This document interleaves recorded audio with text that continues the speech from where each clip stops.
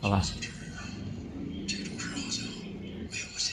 这个指尖鸡眼呢是非常难的修的，因为它这个角度不好掌握。然后呢，因为关节比较小，它一修，它这个关节发生了一弹性，它修的时候就比较麻烦。很多网友呢自己在家里修的时候呢，就容易把它修伤。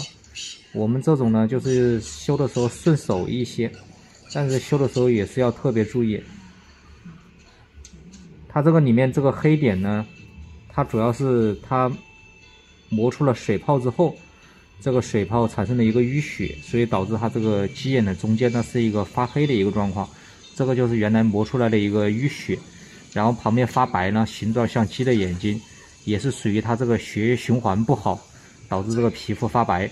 然后呢，挤压的时候，它这个疼痛感是非常强烈的。等会儿这个修了之后呢，修薄了，必须要包软化膏把它包出来，它这个鸡眼才能彻底的干净，它这个问题也就解决了。然后到了后期呢，它这个第4指和第5指中间不要挤压，然后把它隔开，它这个鸡眼就不会再有了。我们修只能现在把表面修去，现在还疼不疼？不疼。现在不疼是吧？但是它还是在里面，我等会儿拍一张相片给你看一下啊。